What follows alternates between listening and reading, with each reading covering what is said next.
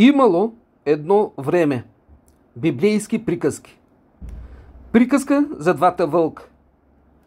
Имало едно време един стар мъдрец, който живеел на хълма на края на селото.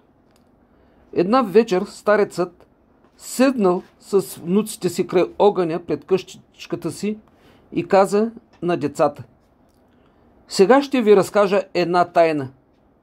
Една тайна за битката, която се води във всяко едно сърце. Трябва да знаете, че във всяко едно сърце живеят два вълка. Те водят непрестанна битка помежду си.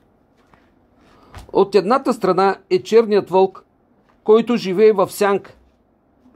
Той е пълно въплъщение на гнева, завистта, сребролюбието, гордостта, себелюбието, страстта, враждата.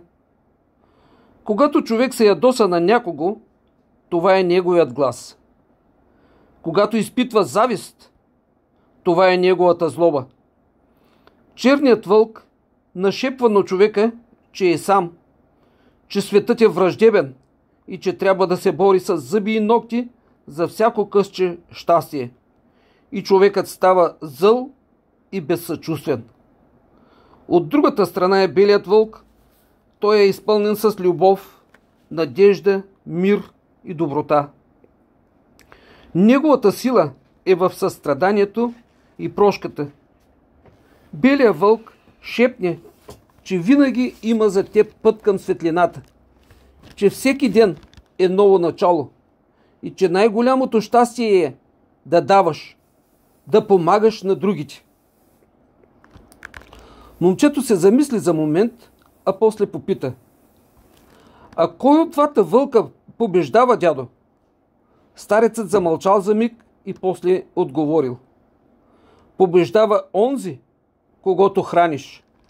Ако храниш черния вълк в себе си със страх, гняв, злоба, гордост, сребролюбие, той ще расте голям и силен.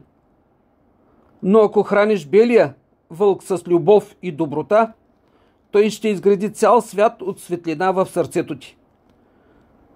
Тогава децата разбраха, че всеки избор, всяка мисъл, всяко действие е храна за един от вълците. Разбрали, че изборът им не трябва да бъде да спрат битката, а да изберат от коя страна да се бият. И момчето твърдо решило, че от този ден нататък ще храни само белия вълк и ще бъде част от светлината, която прогонва мрака. А ти какво решаваш? Кой вълк ще храниш? От коя страна ще се биеш? Искаш ли да живееш в светлината, която е Христос, и да прогониш мрака от твоя живот? А сега ти си помисли добре. На кой вълк да служиш? Направи равносметка на живота си и реши на кого да служиш. На Бог или на Сатана?